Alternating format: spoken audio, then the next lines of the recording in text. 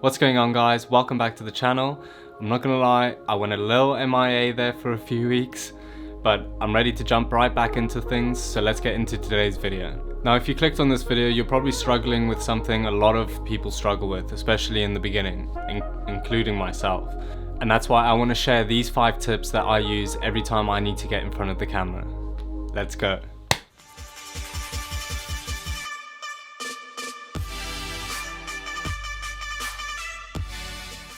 So very quickly, before I get into the tips, I want to talk about why it's so important to be confident in front of the camera.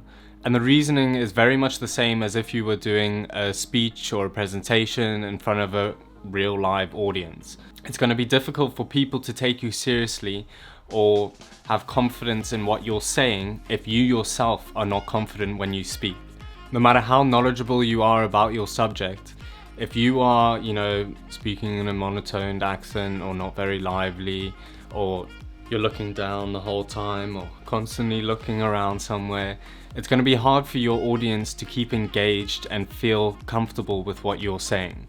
Bringing us to tip number 1. Now, whilst these platforms don't need an introduction, they can be a big help initially when you're just getting used to having a camera pointed at your face. Personally, I enjoyed using TikTok because it was a lot less serious, but Instagram has just brought out Reels, which is basically the same thing. And the first couple videos I did had absolutely nothing to do with what I wanted to talk about. It was all about just having some fun and getting used to being in front of the camera. And yes, it is a lot of fun. Alright, but moving on, tip number 2. Now, when you're giving advice or tips or anything really, you want to make sure that the attention is on you and what you're saying. If you're off to the side or, there's a lot going on in the background, it's going to be very difficult for the audience to stay engaged with what you're saying. I usually recommend shooting from the waist or the chest up, and you want to leave a small space above your head. And I'm looking at the screen again, which is a terrible thing I do, but that brings us on to tip number 3. Looking at the lens. This tip is something I struggle with personally a lot. I always find myself looking up at the screen, I don't know why, just to check that everything's fine, my hair. No, I'm joking.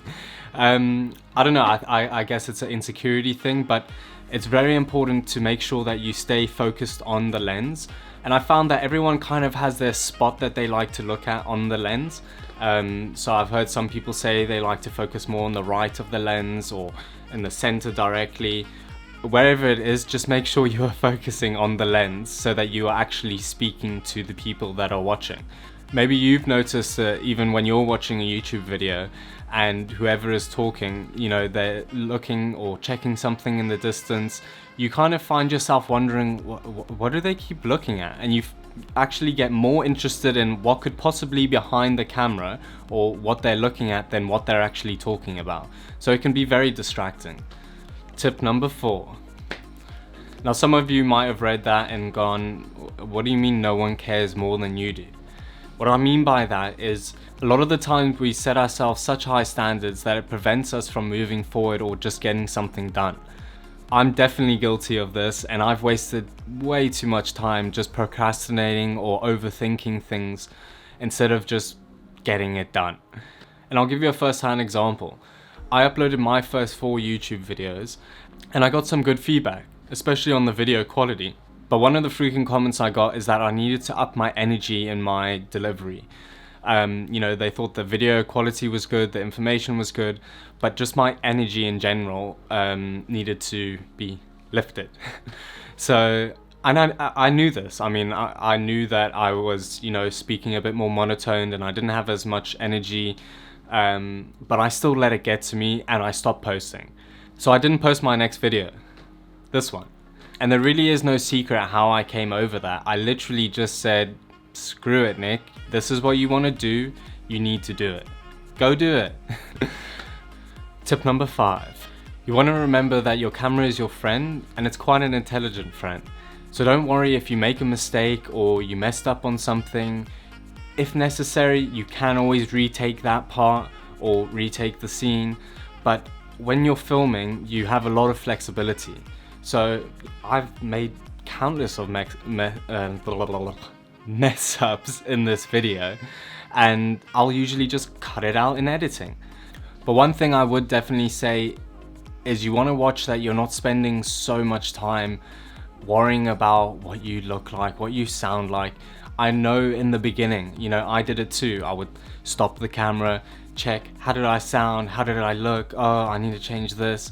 But I spent so much time just doing that rather than trying to just record, get more comfortable in front of the camera, edit out the sections that I didn't want. And that's why you'll see a lot of jump cuts in my first videos. But just remember, you can do that. Actually, it helps sometimes. So don't be afraid to just keep recording. Now, before I leave you guys, I do want to leave you with a bonus tip, and that is know what you are going to be talking about. Okay, initially, if you are just playing around, have at it. Just whatever, do whatever.